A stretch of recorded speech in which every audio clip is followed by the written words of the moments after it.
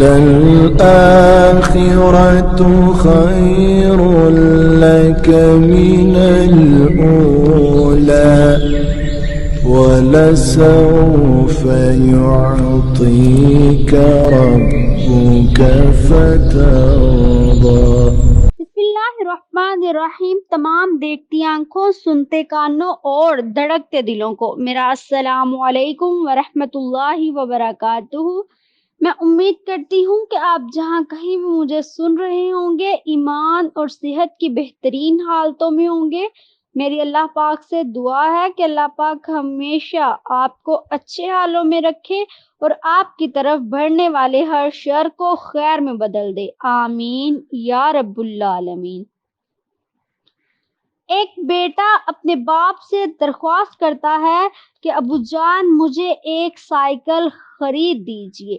یہ الفاظ ایک بیٹے نے اپنے باپ سے کہے۔ باپ کی آمدنی کم تھی، وہ سائیکل خریدنے کی پوزیشن میں نہ تھا، اس نے ٹال دیا۔ لڑکا بار بار کہتا رہا اور باپ بار بار منع کرتا رہا۔ بالآخر ایک دن باپ نے ڈانٹ کر کہا، میں نے سائیکل نہیں خرید کر دینی، میں سائیکل تمہیں نہیں خرید کر دوں گا، اب آئندہ مجھ سے اس قسم کی بات ہرگز مت کرنا۔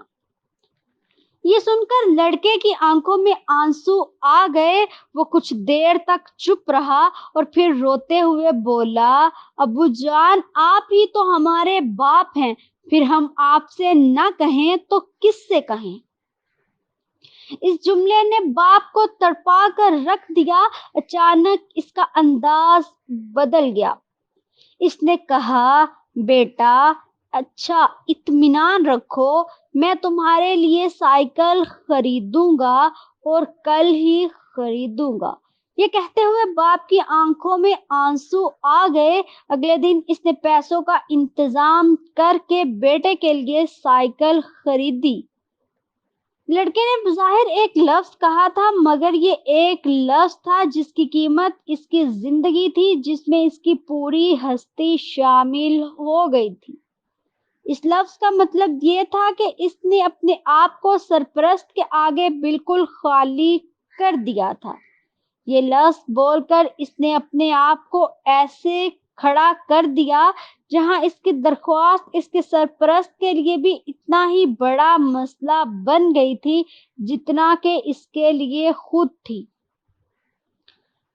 اس واقعے کو سمجھا جا سکتا ہے، اگر کوئی سمجھنے والا ہو تو اس واقعے کو سمجھا جا سکتا ہے کہ ذکر الہی کی وہ کون سی قسم ہے جو میزان کو بھر دیتی ہے اور جس کے بعد خدا کی رحمتیں بندے کے اوپر امنڈ آتی ہیں۔ یہ رٹے ہوئے الفاظ کی تکرار نہیں ہے، نہ اس کا کوئی نصاب ہے۔ یہ ذکر الہی کی وہ قسم ہے جس میں بندہ اپنی ذات کو، پوری ہستی کو انڈھیل دیتا ہے۔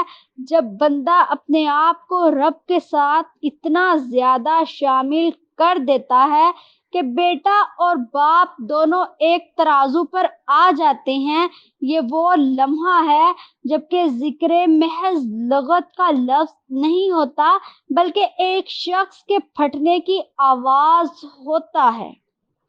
اس وقت خدا کی رحمتیں اپنے بندے پر ٹوٹ پڑتی ہیں۔ بندگی اور خدائی دونوں ایک دوسرے سے راضی ہو جاتے ہیں۔ آج میں اپنے تمام دیکھنے والوں اور سننے والوں سے صرف ایک چھوٹی سی گزارش کروں گی کہ خدا کے آگے ٹوٹ کر صرف ایسے دعا کرو کہ اللہ کو یہ محسوس ہو کہ تم کہہ رہے ہو کہ اے میرے پروردگار، اے میرے پاک اللہ، میں تمہارے علاوہ یہ اپنی شکایت کس کے پاس لے کر جاؤں؟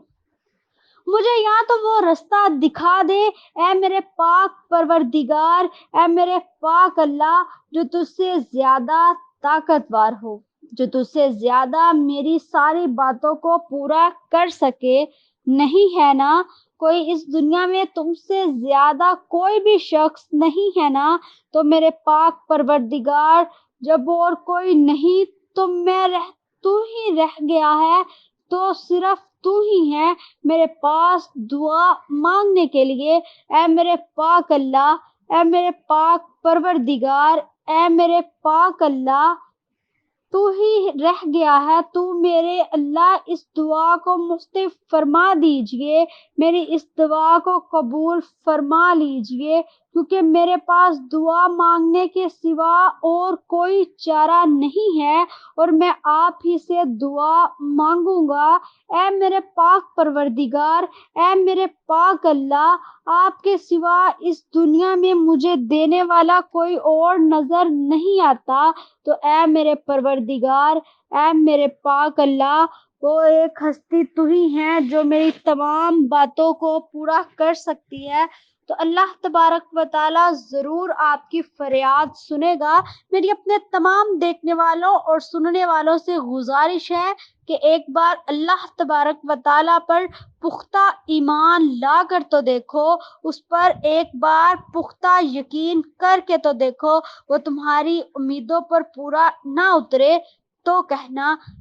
اسی کے ساتھ مجھے اجازت دیجیے، اللہ حافظ۔ اور اگر میری ویڈیو آپ کو اچھی لگے تو چینل کو سبسکرائب ضرور کیجیے، اور اس لنک کو اپنے تمام جاننے والوں، دوست احباب میں ضرور سینڈ کیجیے۔ ہو سکتا ہے ہمارے ایک سینڈ سے کسی کی زندگی بدل جائے، کوئی اللہ پر بے حد توکل کرنا شروع کر دے، تو اس کا ثواب آپ کو اور مجھے ہمیشہ ملتا رہے گا۔ اسی کے ساتھ مجھے دیجیے اجازت، اللہ حافظ، اللہ حافظ۔ وَلَلْآخِرَةُ خَيْرٌ لَكَ مِنَ الْأُولَى وَلَسَوْفَ يُعْطِيكَ رَبُّكَ فَتَرْضَىٰ